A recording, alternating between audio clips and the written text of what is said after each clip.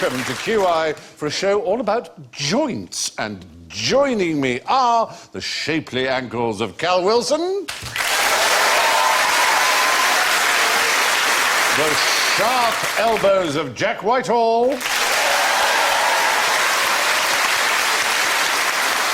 the cold shoulders of Jimmy Carr,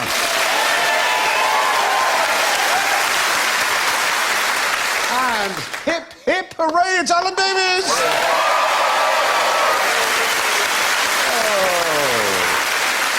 But before we begin, let's hear your buzzers, and Jack goes... The finger bone connected to the hand bone. And Jimmy goes... The hand bone connected to the wrist bone. And Cal goes... The wrist bone connected to the arm bone. And Alan goes... The minute you walked in the joint. Oh, and then he walked in the joint. J for joint. J for joint, very good, excellent. All right, well, now, Alan, we're going to make your life a little easier. We're going to lower the lights. I can go home? Yeah. Right. Now, Alan. This is unfair. Alan gets a girl. I've got Jack. I'm going to ask Alan. Girl. Steady, steady. I'm going to ask Alan a very specific question now. Can you feel your sphincter relaxing? It's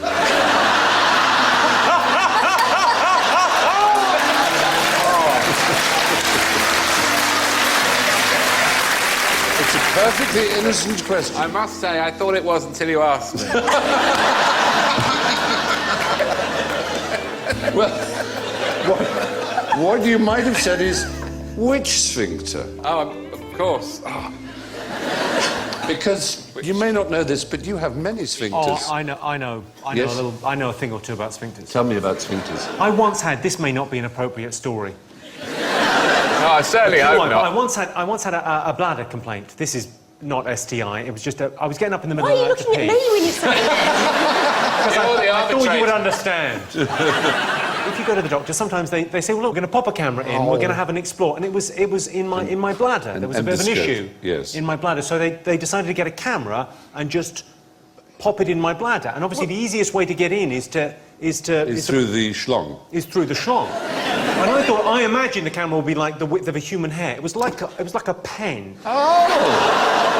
And they fed it in, and it was about 10 years ago I had this. Right,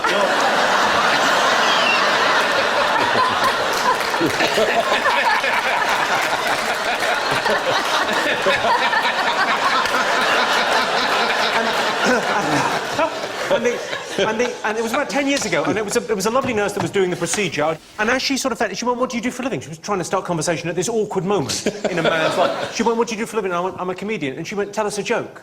And it is a matter of professional pride that I did. Oh, well done. They offer you the DVD, though, at the end, don't they? If they put a camera in you, you get given the DVD. But for what eventuality? My dad got one inside of his thing. Yes. But, like, when is that appropriate? Doings. At Christmas. Oh, let's not watch The Great Escape this year. Let's watch your dad's son. The Great Escape is presumably when they pull the camera out.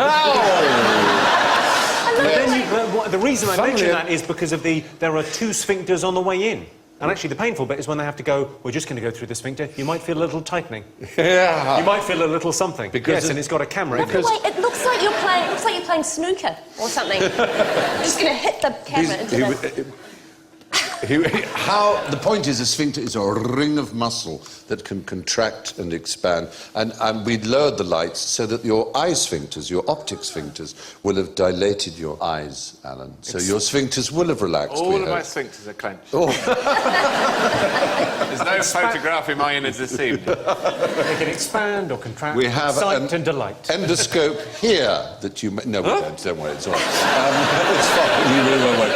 I did have a similar experience to Jimmy's in New Zealand.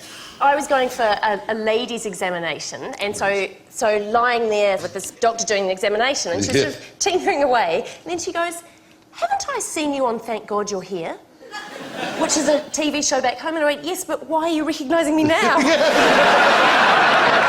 I went to get something looked at, which was a sort of rash near the top of my leg, so it was a slight worry. It turns out it was nothing. But I didn't know that at the time, and I went in to have it examined, and he did the thing where he recognised me, but he thought I was George Lamb. He said, "Oh, you're that guy, George Lamb." And I was about to go and correct him, but then I thought, if that is an STI, I'd rather if George Lamb had it than I did. Anyway, so you've got... the other thing is you even have within your capillary system, your blood system, each has a little sphincter, so the chances are we probably have thousands. Nobody quite knows how many sphincters we have. We have thousands and thousands of them. So, now, what is this? Snake.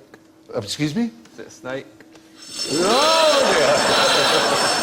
Oh, what Is it a legless lizard? Yes, it's the right answer. It's a lizard. How can you tell it's drunk? It keeps going, I love you. You're right, I love you. Come here. Don't go, have another one. Yeah.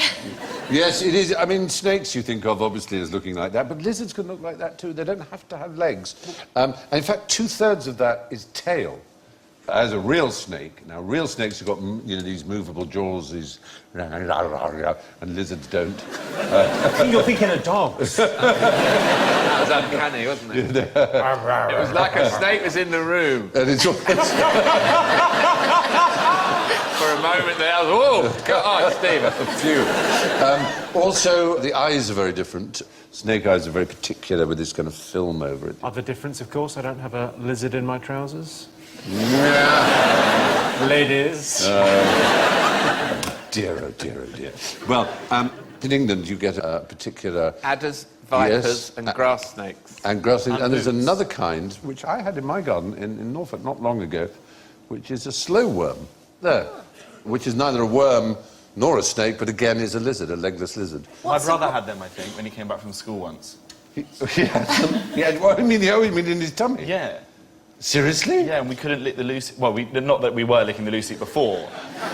But he was accused of that's what he'd been doing at school, and then we had to get rid of them because he had the worms and stuff. But that looks a lot bigger. They accused him of licking the loose-eat. Yeah, because that's how you get worms. By licking the loose-eat. I think that's how, yeah. Oh, you lick the loose-eat. Sorry, the and you get loose-eat. the worms in your I belly. thought you said Lucy.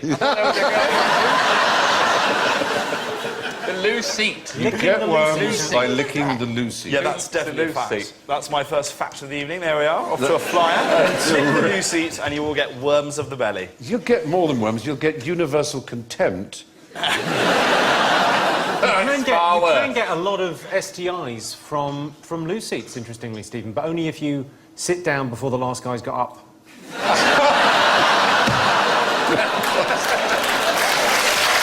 That's terrible. True story. Is that STI? Is that sexually transmitted information? Sexually transmitted information should be a thing, shouldn't it? It sounds like the late night version of QI, though, doesn't it? It's like the adult after 12 STI. version. STI. Yes. STI. Provocative questions. I like the sound of it. All right. Well, now, let's play Stick the Knees on the Elephants. You should have cards with elephants on, and you should have little red dots. And all you have to do is stick your red dot on the knees of the elephant. It's as simple as that. It's a little fun art craft thing that you can do. I feel a little bit like we've underperformed and we've been taken to a special class. Yes. Where it's mainly arts and crafts and colouring in, and you know what? You can't fail. We've all done very well. That's right. I'm just doing polka dots. Very sweet. But try and do it on the knees of the elephant if you can. I think elephants have got a lot of knees. That's my. Because otherwise, why would you have given us this many dots? This is a lot of that. You don't have to use all the dots, I may say. This elephant's actually got the same thing that Jack used to have at the top of his thigh. It turns out it was nothing, but it was a real worry. Yes. I've marked his sphincter on there as well. So have Well I. done. Oh, So there have you are. I. We've got snap. matching sphincters. Yes. All right, so if you'd like to present and show. So, sphincter, eyes, because it's nice to get to know them. And 4 knees. Can you just tilt the card forward a bit so they're not too shiny? They reflect on the camera I've there. gone 4 knees on each. Are you tilting it forward a bit as asked? Sorry. No, you're not, are I can't get taken down to a lower class than this guy. you? Yeah, there you go. What are you doing, arts and crafts? Dear, oh dear, oh dear. Knees and knees. Well, I mean, Mine's a daddy Knees on the elephant, front, though, none so- on the back. everyone except Alan has at least managed to put dots on the knees, which are at the back of the elephant, because the front 2 joints are elbows. All mammals, essentially. Whoa, hang on. Whoa, you're going to have to back up there a little bit. He's got elbows on his On his front legs, yes. His front legs are essentially arms. I mean, the bones in his front leg are the radius and the ulna, just like ours. They're essentially walking on their hands and on their hind legs. And we may think of elephants as having 4 knees. They don't. They only have the 2 knees at the back. The 2 front ones are elbows. It seems unlikely, but it's true. That means my interesting bar fact that I tell everybody, that the elephant is the only animal in the world that has 4 knees, is complete rubbish. Exactly. And it's a common fact you'll find on the internet, and it's a lie. Wow. And any zoologist will tell you so. I felt sorry for an elephant the other day. I watched it on the new BBC show about Planet Earth Live. Oh, don't talk to me about that. Yes. With Richard Hammond on it. Richard Hammond was stood in front of all of these elephants in one of his tragic midlife crisis necklaces, and it definitely had ivory on it. It did! It had a little thing! That's probably one of his cousins! They put Richard Hammond out in the middle of the night with lots of lions around, just hoping that he would be savage live on television. I'm afraid it's -10 to everybody except Alan. That's very good. So, well done, Alan. In fact, you got it right, didn't you, in the end? No, I didn't. I put 2 knees. I thought it only had 2 knees. Which it does. But I put them on the front. Oh, the elbow. Yeah, well, yes, you get the -10. Sorry about that. And in fact, we can have here, look, a man here. How many legs does a sheep have, according to him? Oh, 4 legs. Wishbone. Oh, dear, no. No. I go, none. If you go into a butcher, you can order a leg of lamb, or you can order 2 legs of lamb. But if it was from just the one lamb, you'd have 2 legs. 2 legs and 2 drumsticks. We have leg of lamb, and we have... Shoulder. Shoulder. They call the front legs of a lamb the shoulder. And if it was a pig, what are the front legs of a pig called? Drumsticks. No, they're not drumsticks. Sausages either. Sausages is the best guess. No, hands, actually. Hand of pig is if you go into a butcher. Yeah, they call them hands. Hand of pig. Yeah. I've experienced hand of pig before. I'm sure you have. Well, I apologise. Don't go on about it. That's why you're on that side. Exactly. It's a court order. So, yes. By the way, how does an elephant drink? With its trunk. Oh, Alany Wellany Woo. Oh, look.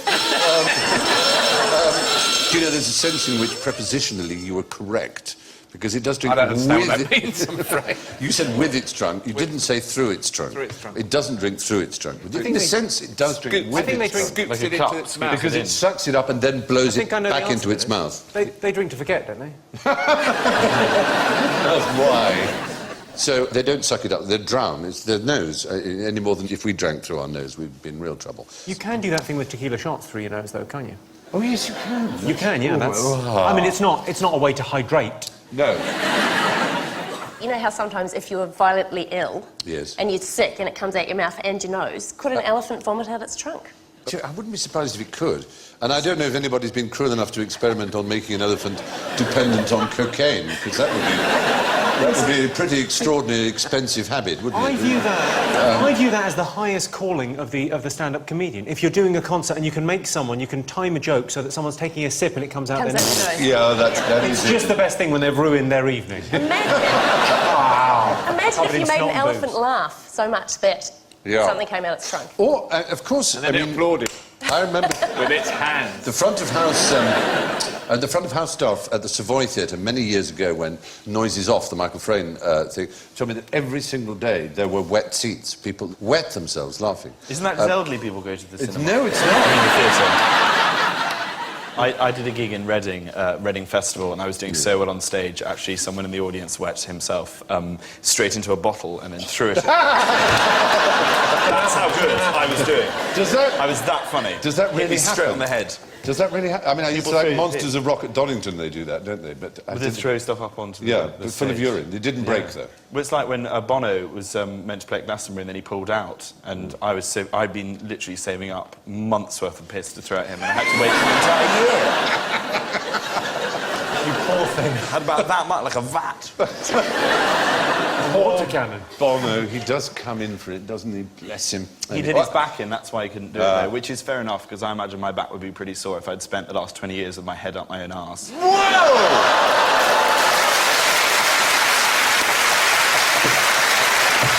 Oh, wow. Wowzer Rudy. Yes, your skeleton is just like Jumbo's, but apart from that, what else do we have in common with elephants, uniquely with elephants? Tusks.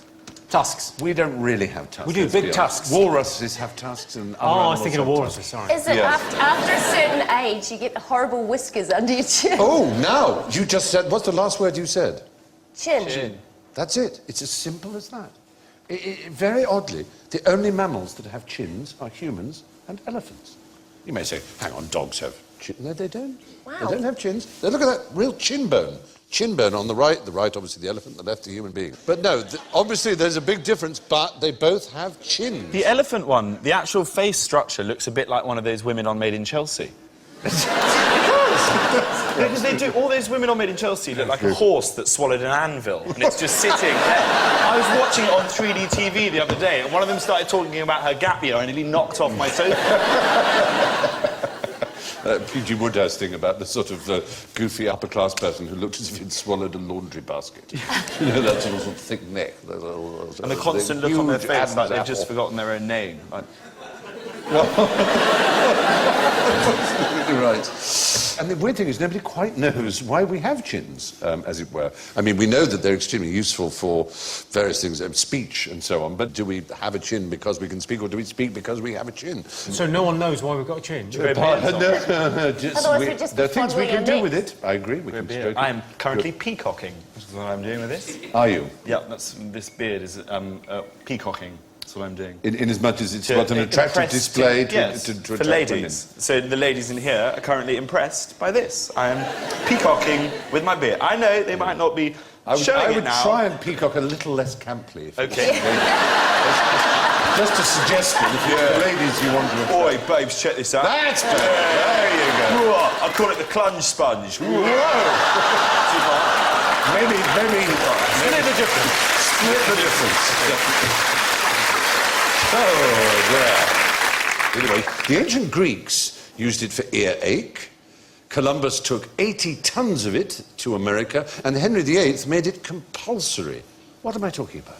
Oh, hang on a second. What's the theme of the show? It's joints? Yes. I'm going to guess marijuana. Marijuana is the right answer. Hemp, cannabis, yes. So he took 80 tons to America? Yes. You're saying that he's Columbus a did. trafficker? Saying Columbus is a drug trafficker? He must have had a very big sphincter. Is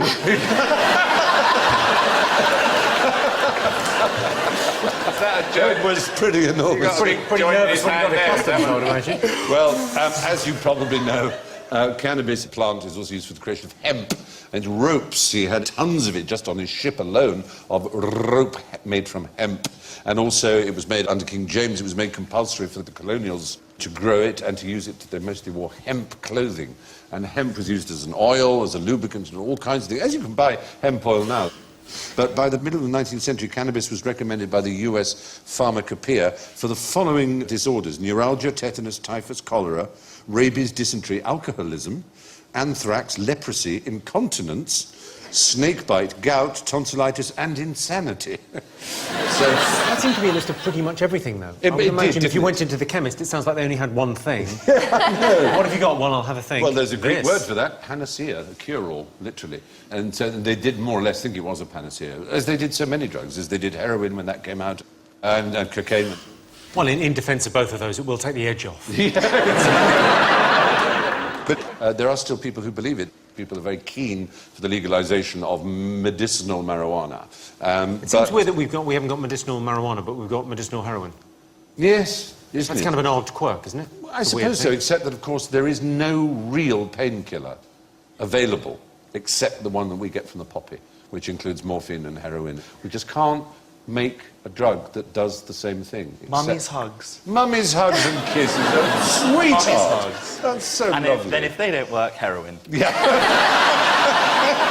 Oh, you've got it spot on the money, Jack. Absolutely. It's illegal to sell the seeds in America of cannabis, except in one circumstance. Can you imagine what that might be? Is it if you're going to grow a beanstalk? No, no. It's for birdseed, funnily enough. Birdseed can have cannabis seeds in it. Anyway, there we are. So, what next? Oh, let's have another pin the something on the something round, shall we? Because we enjoyed that last time enormously, didn't we? So, let's pin the knee on the bird. So stick a little sticker on the bird's knee. That's all you have to do. Well, it's never going to be where I think it's going to be. In the knee bit. Or it could be a double buff. Oh, not a double bluff. Well, I'm going to put in an early pitch for there. I'm going to say it's got a knee in its neck. Right. It's got a knee, and that's how it bends its neck. And it's a little quirk of nature. Oh, and Jack's put one on. You're not putting it on the knee, where the knee is. But he No, bites because the bendy bit would be... Oh, no, that could be like a little camp-arm. The wings are going to be the arms hiding this time, aren't they? The wings are the arms, aren't they? The wings are the arms. Wings are the arms. The legs are the legs. The legs have got the knees in. The legs have got the knees in. The legs have got knees. The knees wear the bend in the middle. Going knees, I'm going in. Going in, he's going in, ladies and gentlemen. I'm feeling a double bluff. You're just covering the entire animal with red dots, Cal. So I've just You're given just turning it into... I've given it a perm. You're doing it in a coxcomb. There we are. So you've... Ah, dear, I'm afraid, Alan, you've fallen into our little trap. Those are not the knees. People think birds' knees goes backwards. Those are ankles. Oh, you see? You see, I thought those it was are going to be ankles. something like Yeah. that. Here, maybe? There. Now, Jack. Points for Jack. You lose one for the bottom one, which is there. Forget that one. Exactly. It's an unusual flamingo, and then it's got a duck coming out of its arm.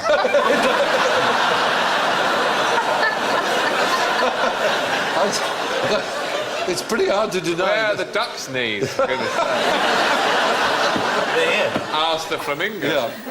Well, there are the knees at the top. They're usually covered in feather.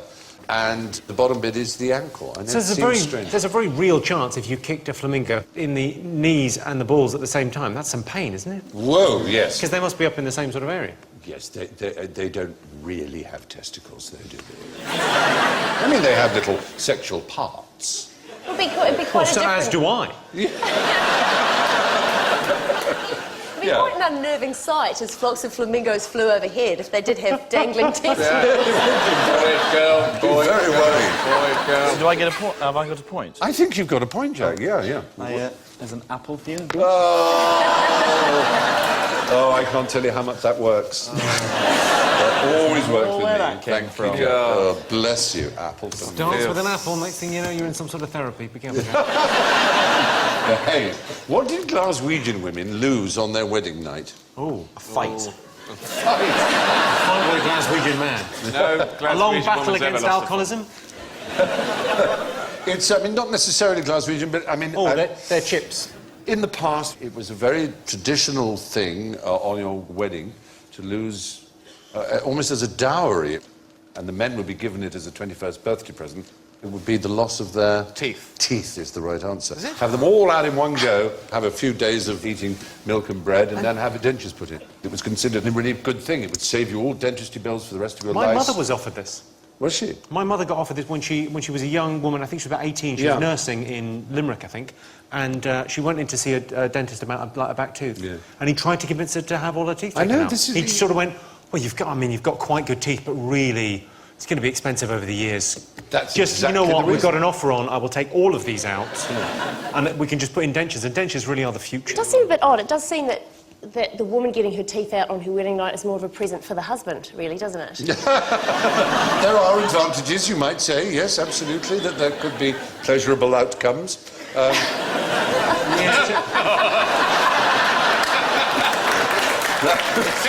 Unfortunate.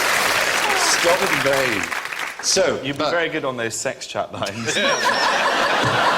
Pleasurable outcome. You like a pleasurable outcome with your little sexual bits? right, let's just return to the 19th century and think about false teeth. Now, what were false teeth made of in those days?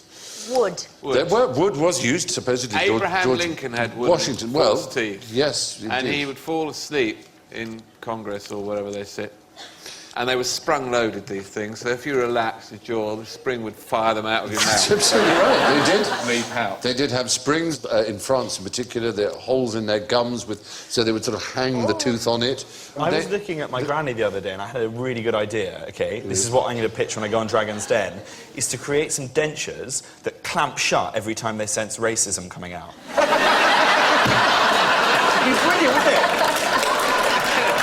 As soon as you start, you get through a lot of Christmas. I've got nothing against them personally, but... I think the word "but" would be the key. Would be the trigger word. It's It the would be. but. I'm not racist, but. Yeah. Teeth is the answer. Well, yes, exactly. I think they used teeth. They did use teeth, And but people whose used teeth it- could they use? Well, either did poor people sell their teeth, Yes, poor people did sell and their also teeth. I think dead people. Dead people, but a very particular kind of dead person. You are not allowed to rob a grave. But Are we there- not? Not a grave, no. So there are other places where you might... I know, it's disappointing. I'm in a lot of trouble. There are other places where you might find too many dead bodies of healthy young men, usually, who might have good teeth. Battlefields. Battlefields is the right answer. Oh, how what depressing. became known as Waterloo teeth? It became almost your patriotic duty, if you lost a tooth, to fit in that of a dead soldier from Waterloo.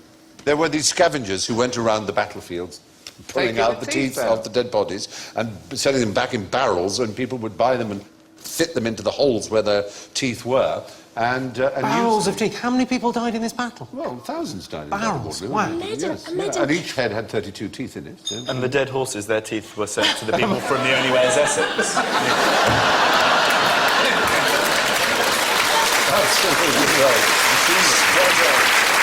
But right up until the American Civil War past the 1860s, they were called Waterloo teeth, even though, of course, that was, the Battle of Waterloo was in 1815, so it was, 45 years later. There's a tourist attraction in country Victoria in Australia that's it's called Casper's World Miniature, and it's all sort of a bit bonkers, but then you get to the end of it, and you walk into this room, and suddenly you're just in this room full of sculptures made out of human teeth. Oh, my So goodness. crazy things like a tooth fairy made out of human teeth, and a hamburger made out of human teeth, and a castle made out of human teeth. And the horrible thing is, because it's food, like, because you're looking at a hamburger, you sort of start to think, oh, I wonder what that would taste like. And then you think about teeth on teeth. It's very grotesque. And this is in Victoria, This in is Australia? in Victoria, in Australia. And then when we went through this exhibition, we're all quite disturbed, and we walked out through the gift shop, and there was an elderly man sitting there eating mashed banana because he had no teeth. Oh, my God.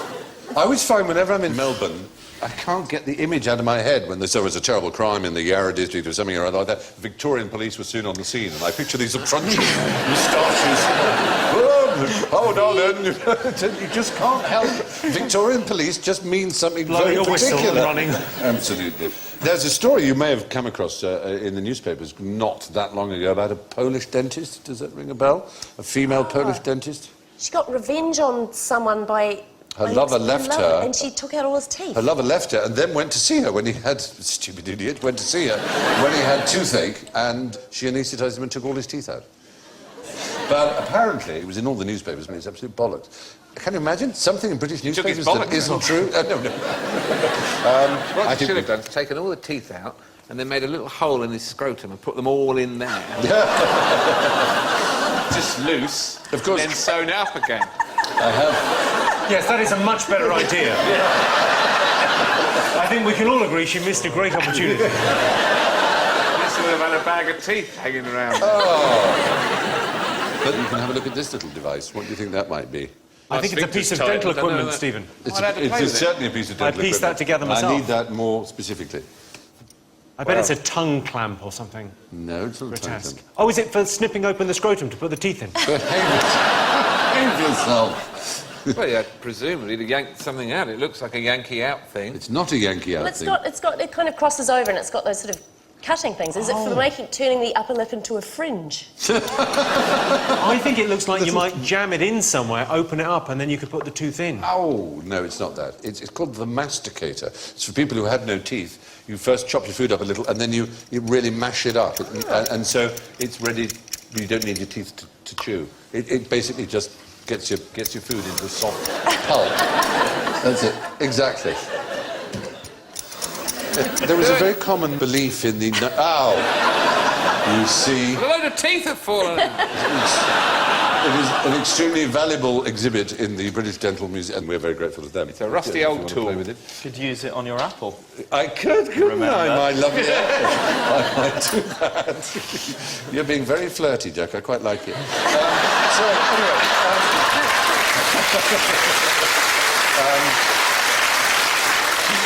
yeah, My that's... sphincter just tightened. So, Not for the first time this evening, I shouldn't wonder. that's your masticator. That's not your sphincter. It's your... So, who's got noisy knees and a urine-soaked hairbrush? Oh, who hasn't? The creaking knees is something that just Noisy, happens to you. really noisy knees. Sounds like a parent complaint. You know, like your knees go and then the kid's peed on your hairbrush. Well, that would indeed happen, but this is a very particular species. My grandmother? Again, we're returning to to your her. grandmother's not coming well out of this programme, is she? She's a racist pissy people. granny. Is it a bush baby? No, it's not. It is a mammal. It's an ungulate you'll find in Africa, in the savannah. What kind of ungulates do we find in the savannah? Richard Hammond. Richard Hammond. Clip springers, things like that. That kind, antelopes. It's a type of antelope called an eland, which you may have heard of, an eland. An eland. There it is, fine specimen. Can't see its hairbrush. Its hairbrush is sort of the tufty little bit up the top, and the bigger and the maler they are, the bigger the hairbrush, which there it is, and they soak it in their own urine in order to face off other males, because it's all about fighting the other males for the right to mate and pass on your genes. And what you were talking about is your display. Yes, I sometimes soak this in urine when I don't want any trouble. That's its hairbrush anyway, and it soaks it in urine, and this apparently is a big butch thing to do if you're an eland. But the other thing is it snaps its tendons over its legs like a guitar string, which makes a really, really very loud noise. And the thicker and the bigger the muscles of its leg, the louder the noise, and hence the more the chance it has of mating. A lot of animals do make noises in order to attract mates in different ways. I don't know any humans that get sort of mates by because sometimes when you get to a certain age, you get out of a chair and something makes a noise, and you go, "Was that me?" Something creaks. Yes, it's a horrible. It's a weird thing. snap. Or if you squat and, for a low shelf in the library or something, to look at the book, when you stand up, there's a sound of sort of crunching gravel as your knees. I don't know at what age you start going, "Oh." Yeah. When you sit into or get out of a chair, that's a weird... Well, it was a Billy Connolly point, wasn't it? It was when you shout to pick something up. It's so true. I had my son when I was 38, and so he's 3 now, but he's grown up, so that when he bends down to pick stuff up, he goes, "Oh!" because that's what Mummy does. Oh, that's perfect. And he does it, "Oh!" There you go. Yeah, my little girl, and if you carry up the stairs, she goes, "Oh, so many stairs." And if you carry her. Just copying me. That was actually her first word. I'm only 23 and I got depressed so much the other day because I turned down sexual intercourse with my girlfriend, and the reason that I gave is because I had heartburn. I'm 23, that shouldn't be happening. She said, "I'll give you anything you want." I was like, some Rennie, quick. You need PPIs, proton pump inhibitors. That's what I offered her one of them as well. Well, that is sad news as a 23-year-old. You really shouldn't be using that as an excuse not to have sex, to be perfectly honest. That's not good enough, no. I can recommend a diet for you. Come and see me. So, anyway, I knew this would have happened. Stop it. It involves nuts. Stop it, yeah. There's a new meaning to "we shall march on Whitehall."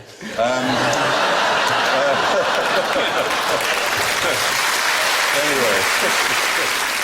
Who wrote The Cat in the Hat? Dr. Seuss. Oh! I'm afraid not Dr. Seuss, but Dr. Seuss. Seuss. He spelled S-E-U-S-S, and it's a Germanic name. His real name was Theodor Seuss Geisel. But there was a Dr. Seuss, and he did really propose something which is still held to be true today. And I wonder if you might guess what that is. A scientific thing? It is a very scientific thing, yes. It doesn't look like he enjoyed it, though, does he? He looked like a lot of Victorians. He does look a bit sombre and solemn, shall we say. Jack's a proper beard. Yeah. Yes. Is it physics, chemistry? One that transformed the way we looked at the world, quite literally. Glasses. I was trying to stress not looked, but world. Geology. Geology. Yeah, he discovered by looking at rock formations and fossils, there was so many strange things in common with the way the different continents seemed to fit together. Was he the guy that did continental drift? Well, not so much continental drift, which he didn't quite get, but he had this idea that there was once one big supercontinent. Gondwana land. Which he called Gondwana land, exactly. He was the man who named it, and as you know, New Zealand was one of the islands that spun off from it. India, Africa, and you can see where South America and Africa fit together exactly like jigsaw And that puzzles. photo was taken earlier, then? It is quite a lot earlier, yes, millions of years earlier. And that's what Dr. Seuss did, and he was pronounced Dr. Seuss, as opposed to Theodor Seuss Geisel, who created The Cat in the Hat and Sam I Am and other such things. And his first children's manuscript story was rejected 27 times because he was told it had no moral. There he is, with his most famous creation, I suppose. And he tried different surnames. He tried, for example, Rosetta Stone. This is quite a good idea. And Theo Lezigue, Lezigue being Geisel backwards. But in the end, Dr. Seuss was the one that caught on. So, anyway, Dr. Edward Seuss is the man who first came up with the idea of the supercontinent Gondwanaland. What kind of glass does the Popemobile have in its windows? Oh, probably the... Has he got the slidey kind so he can sell ice creams? I imagine it plays the ice cream van music. I'm not casting aspersions on the Catholic Church, but... No, be very careful. Stained glass. Stained glass, that's a very good point. It's tinted. How lovely would that be? Is it tinted? So, like, when they're all waving, everyone thinks that he's in there doing that, but actually he's cracking open some tin. He's like flicking the bees. What else would you say about the glass? Well, it's... You want us to say bulletproof, don't you? That's the thing, isn't it? I wouldn't. Would I want you to say what? Bulletproof. Oh! Yes. I'm afraid we're being very technical with you. There's no such thing as bulletproof glass by any manufacturer or anybody else. It cost me a fortune in my hand. It's called bullet-resistant glass. They don't claim it to be bulletproof. 4 inches thick will do. It's layered with sort of vinyl and things in between, and it absorbs the shock of the bullet. But there's a really clever, which is one-way bullet-resistant glass, where you shoot into it and the bullet does that, but you can shoot out from the other side and it goes straight through. Well, if that gets Well, so fitted the Pope incorrectly... could fire you've got back. one shot. Or they could put a gun up to it. Possible. It's because of the way the lamination is done. I can describe to you if you wish. It works because of the order in which the layers are assembled. The shock absorber layer is on the inside with the glass on the outside. Is the reason. That would be great if you could be shot by the Pope. That would be... How exciting would that be? Yeah. You could shoot, he's shooting, but yeah, you're going to hell, I've had a word. He'd definitely do the sideways thing, wouldn't he? Yeah. It is a matter of interest. How many popes does the Vatican have per square kilometre? How many popes? Like, buried or in storage? No, actually, live, living popes. 1. No. There's actually 2.27 recurring, because Vatican City is only 0.44 of a kilometre. So on the average would be per square kilometre. Well, I think we have it, ladies and gentlemen. The most annoying question ever asked. I think we've done it. I understand your point of view. You're quite right. Well, we weren't going to get it, were we? No, you weren't. So anyway, how would you improve this plane here? How would you make it a bit safer? Well, now... Well, I'm no aeronautical engineer, but I can see a flaw. Yeah. Ryanair just get can't see a flaw. They do, don't they? O'Leary would charge you for the extra air conditioning. You get a cheaper ticket if you bring your own fuselage. Do you know what I want to do when Michael O'Leary dies? I think what they should do is they should put him in his coffin and then build a grave that's slightly too small for the coffin to fit into. So it's just like that baggage claim thing that you have to try and put the baggage in. Exactly. All his family can be trying to shove him in. And then when they can't, sorry, we're going to have to charge you extra. Oh, there would be much cheering.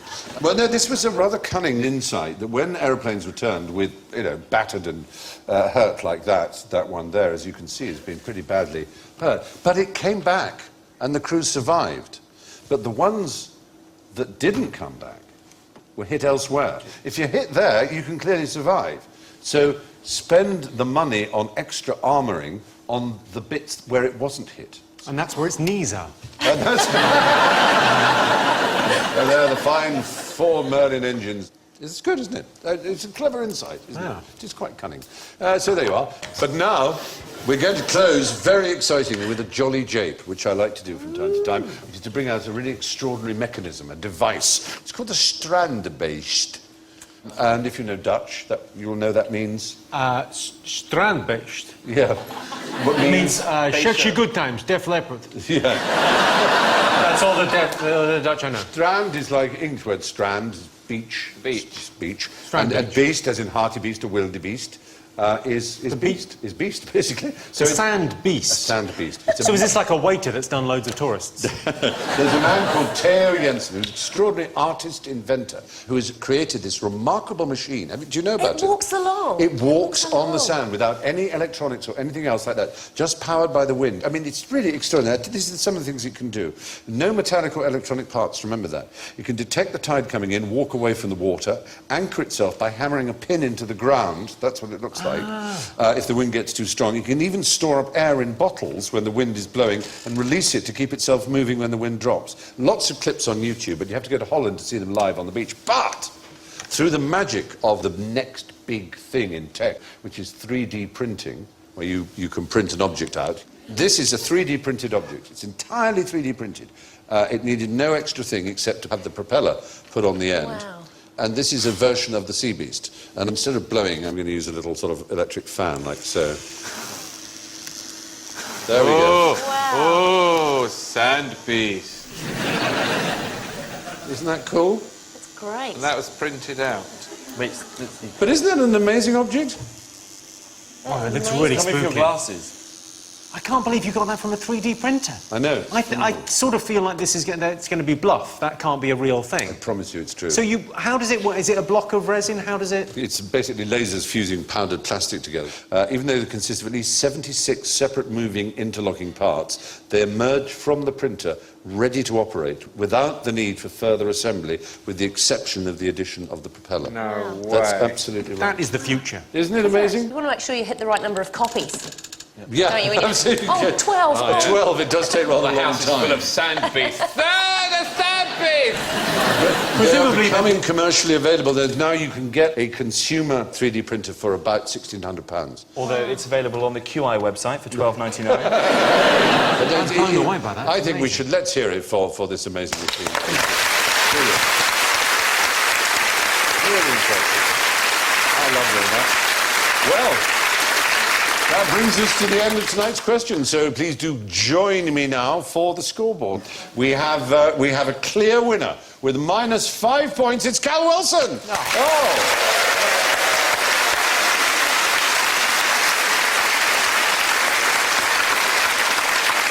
And a highly creditable blue and dewy-eyed second with -24 is Jack Whitehall.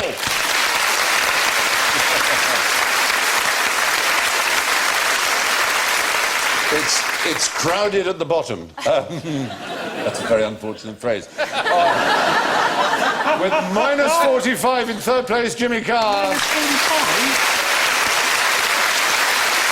But 6 of the best behind on -51, Alan Davies. There you are.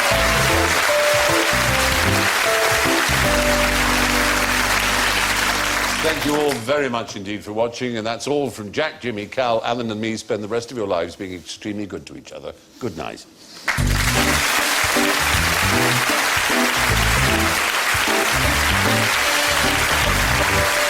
More questions to answer next on BBC Two. They've got a whole hour to get their story straight in the thick of it.